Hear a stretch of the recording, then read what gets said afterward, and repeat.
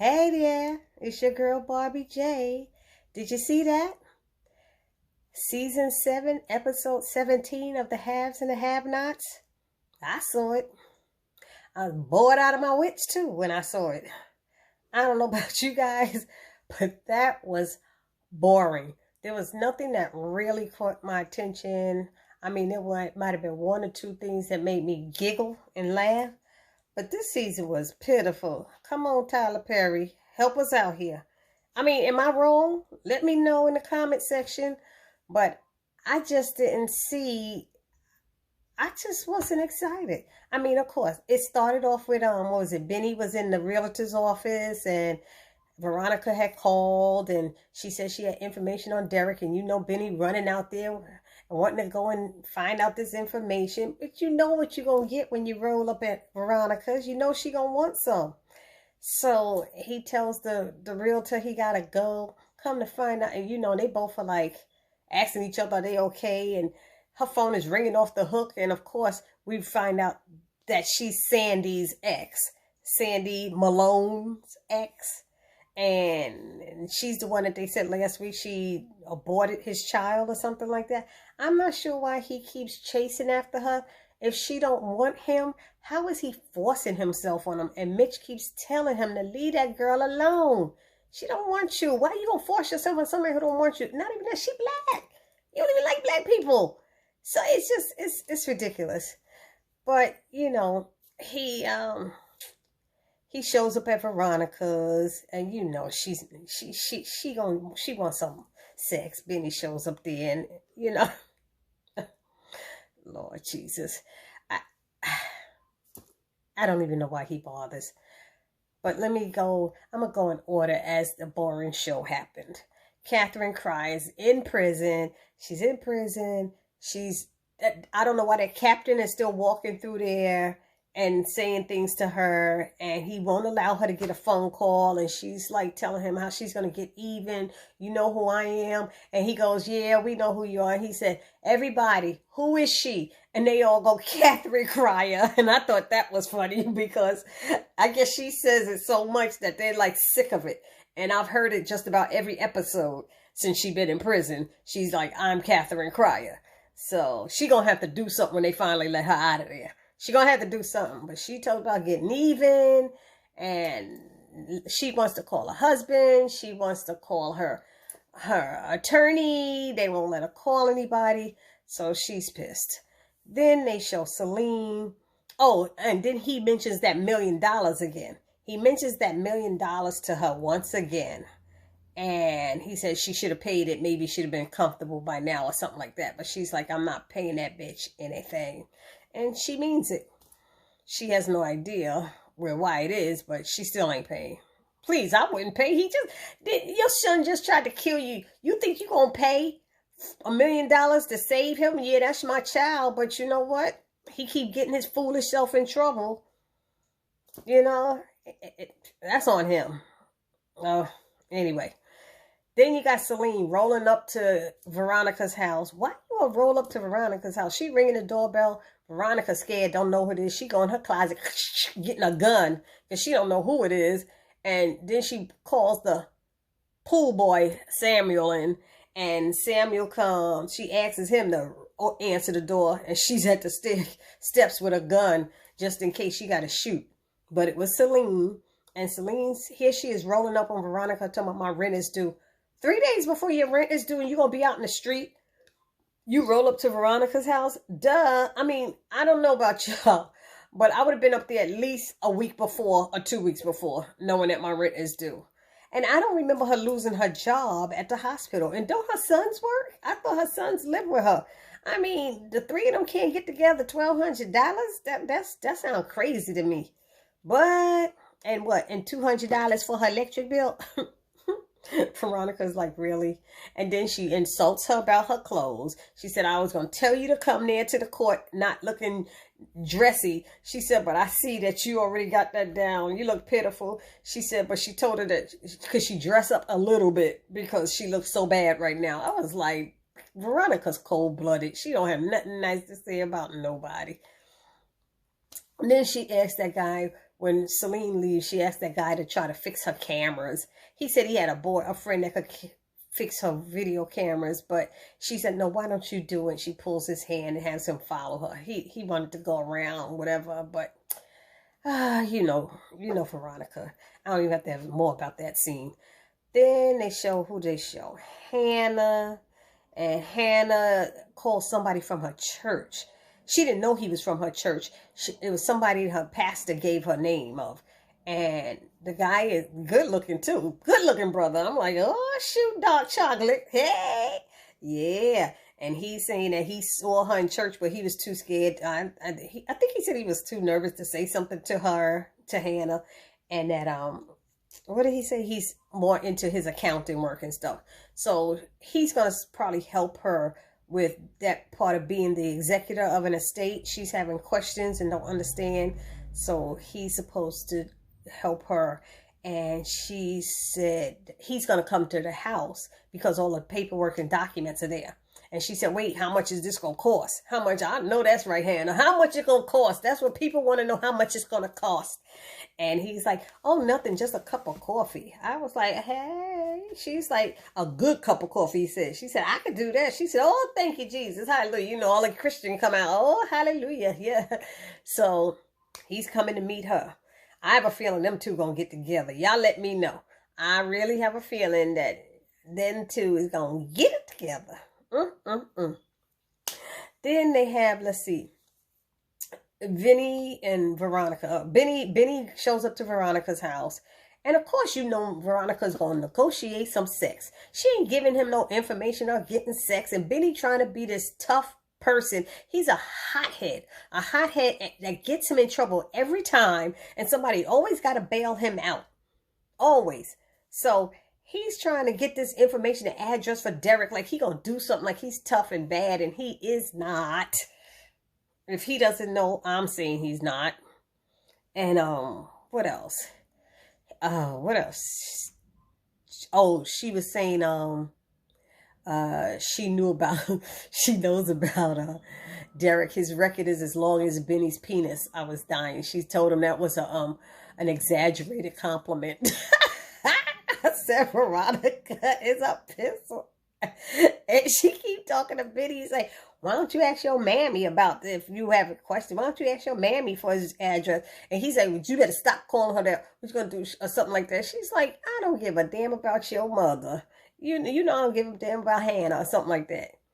He said, she said, what's the matter? You can't take no mama jokes. Your mama this, your mama that. So she's like, what are you giving me? You know, Veronica, what are you giving me to get sex? Benny's not trying to hear it. Benny leaves. So Veronica sits on the couch and tells herself a mama joke. Then she started laughing, which it was funny a little bit. Because she wouldn't give him the address. So he left. Then they show Justin with his big brother, Tanner is his name. I finally found out his name was Tanner. And he tells Tanner he's not going to be gay anymore. And they sitting there talking about, you know, when he was younger and stuff, and making him have sex with a 15-year-old, all that stuff and stuff. And he tells his brother he's not going to be gay anymore. And his brother said, that's great news. I'm going to go and tell your wife. Now your wife and mom don't have to worry no more. He going to let them know. I didn't even know why they put that scene in today. It was so unnecessary. And like I said, this episode was boring. Okay, then what happened? Then there was David and Jim. And Jim goes to see David at the hospital. David goes to see Jim at the hospital and tells Jim that Wyatt's car was there, but the young kid, Malone, wouldn't tell him anything. And Jim don't seem to know who that is, but David knows who Sandy is. So he didn't even tell him that Sandy had him escorted out. If he did, I missed that part. I didn't hear him tell it. But then Jim tells him that the car was moved. Now it's in a lot. And I think it's that lot that Benny used to own, that lot. Because he said, I thought that was sold or something like that. And he said, well, the car is there now. So one of the Malones, somebody moved that car. One of the Malones, whoever it was. And let's see.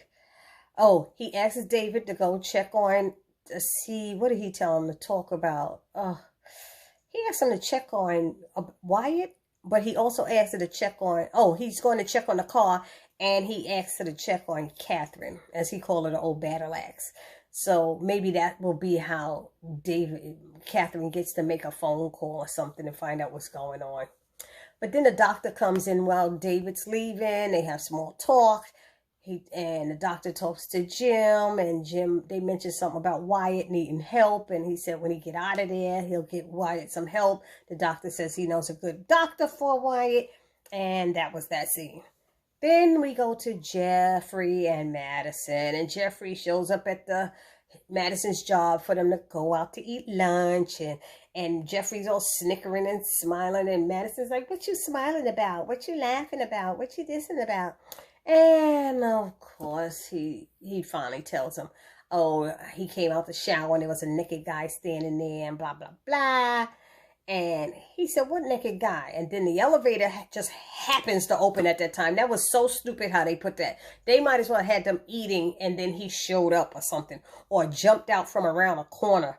But how you have the elevator open at the right time when y'all are coming down the hall, they didn't think that scene through well. It wasn't really well thought through. Honestly, it was disturbing to me why they did that.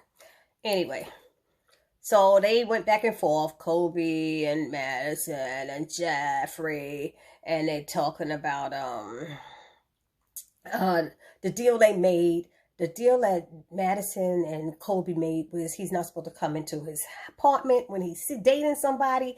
And he said that, Jeffrey told me that y'all weren't dating. And Madison is like shocked. And Jeffrey's like, Jeffrey ain't trying to be tied down by nobody. Was it so funny? He says he's dating when it fits the situation, because when it was with Justin, he told him he was dating. When it wasn't with Justin, he said he's not. He told Colby they're not. So he said, well, Colby embarrassed him. He said, and he said lunch is going to be on Colby. He said Colby's going to have to be by the lunch. And they going back and forth because Colby now wants to tell some dirt on Madison. And Madison's trying to press the elevator button real fast. Pressing it, trying to get out of there. And they're like, you can keep pressing as hard and fast as you want. It is not going to come. And then Colby, of course, made some sexual joke about that. It's not going to come any faster. And I think Jeffrey said, you can push it as hard as you want. It's not going to come any faster. And Colby said, maybe he might, or something like that. So, the sexual jokes. And then we go back to, what was it? Mitch and Sandy. And Sandy's upset because he's next in line after Uncle Vinny. And he doesn't want to kill people. He don't like killing people. He don't want to kill nobody. And Mitch said, then get out of the family. You want to be in the family so bad, you get out of it. And then they start arguing and stuff. They start arguing and going back and forth. I was like, oh, please. And that's when, what were they talking about? They were disagreeing about something.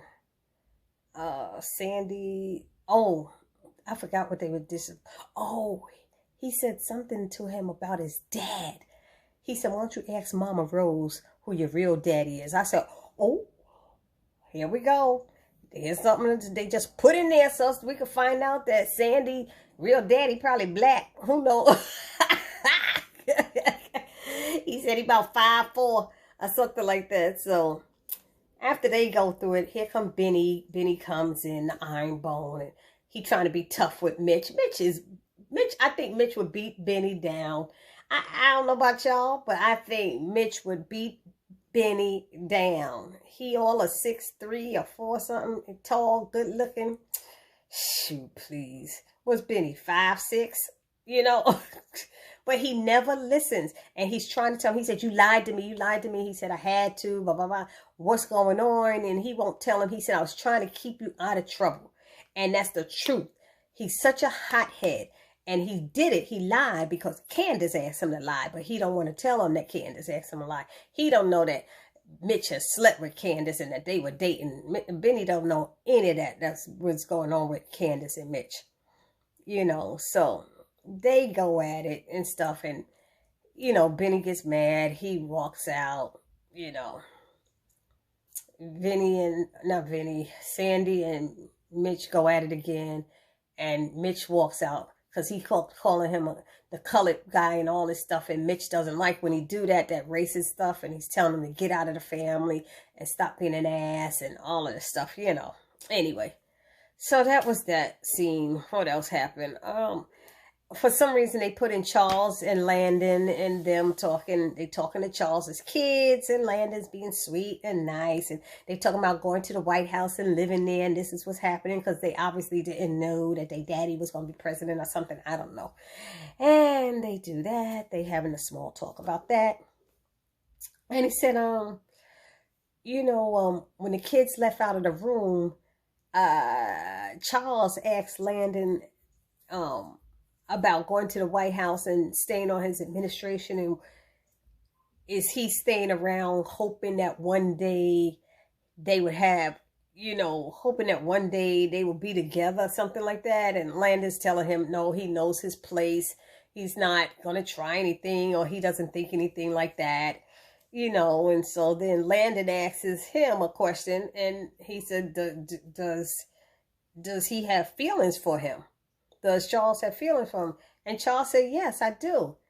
And Landon got so happy and stuff. He's like, not those type of feelings. He said, you know, he's trusting him now. He's had trust issues. And he has a reason to have trust issues with people around him. So, you know, he explained that to Landon and let Landon know what he meant by that. You know, and Landon says how he never had a guy friend before, so he didn't understand. He wasn't sure and stuff. And he said they feel like friends. And he said, long as you know your place or your job or whatever, we will always be friends, or we'll always be cool or whatever. So that's what Charles told him. And then the next thing you know, Charles left out. Landon went to office to do some work. And that guy, Oliver, comes in, and they so petty. I don't know what is with this scene that they keep putting in. Why Tyler Perry keeps putting these scenes in? It seems like it's nonsense, it seems to me. But I guess it's going to lead up to something. So he tells Landon that a reporter called him and said they saw that Malone guy go up into Candace's room. Old Candace got over Charles real quick, and Landon saying no, she did not. And he's saying that a reporter called him and told him, but I believe we saw in another episode that Oliver's having Candace followed. And Landon's the one who stopped her from being able to fly out. So I don't know what's going on. I don't know why Landon hasn't contacted Candace yet. It seemed like he should be contacting her. Y'all let me know. And so Landon and Oliver go at it, and he tells him that he saw that she also went to the drugstore and bought some stuff, and Landon's not trying to hear it. He's telling him his sources are stupid. They don't know what they're talking about. They're idiots, whatever. He said they fools. He called them all kind of names. He didn't want to hear it. He did want to hear it, but then he didn't want to hear it. So he didn't hear it. And so Oliver left out. And then it ended with Benny and Hannah. Benny shows up to the Cryer's house, banging on the door like he the po-po. And I said, why is he banging on that door? You get there and it's his mama, and he talking to her like he is her father. And it's the level of disrespect that he's starting to show, because he's smelling himself, because he got some 50-something-year-old pussy from Veronica. I don't know why he's smelling himself, but he is. And it's just like I'm really disappointed in how they have him acting that hotheadness. You know how your mother's a Christian, and Hannah opens and is like, what are you doing here? And he's like, you gonna let him get away with it? Veronica told me. He just telling all the information. He know when to keep a secret when it's about him, but now he telling Veronica told me that Derek is the one who did it, and da-da-da-da-da-da, and where he live, and what's his address, and da-da-da. I'm like, oh my God, you are not a tough guy. You're not a tough guy. What's going to end up happening, he's going to end up in jail again, or end up getting his butt hurt like he always end up doing. So, you know, Hannah got mad. She said, I'll tell you the address when you give this man his money back. And he's like, when you get that man his money back, I'll give you the address. So, of course, Benny ain't trying to get back no $1 million. So she closed the door on him, told him to leave before she called the police on him. And he's like, you gonna do that, Mom? She's like, yep. He said, you letting this guy get away? She said, I ain't letting nobody get away with nothing. See, this is the time when you let God fight your battles. He's forgetting that Hannah is a Christian. Your mama's a Christian. You don't go out there going after people. You let God fight your battles. And so that's what they're going to do. That's what she's going to do. So she closed the door on him. He turns around and who's pulling up? Who's pulling up? Coincidentally, is Derek. Thank God Benny's there because Hannah wouldn't have let him in the house, you know. But anyway, it ended like that. It was boring. I gave you all the details. I really could have did this in probably like 10 minutes, but I figured I'd give y'all all the details if you didn't watch it or not. I thank you for watching. I thank you for watching my video. Give me any information you want down in the comment section, because this I don't even know what to talk about anymore in this. Next week's episode looked like it might be exciting with all the gay guys and Veronica's pool and stuff. It's going to be funny, if anything, but it looked like she went upstairs to get her gun. So we shall see what happens. And it looked like Benny supposedly did something to Derek. Derek acting like he's scared of Benny. Derek's a thug. Derek can't be scared of Benny. I know he got out the life, but he probably don't want to hurt Hannah's son. So whatever Benny supposedly done, we'll see. Anyway, this your girl Barbie J saying good night, peace.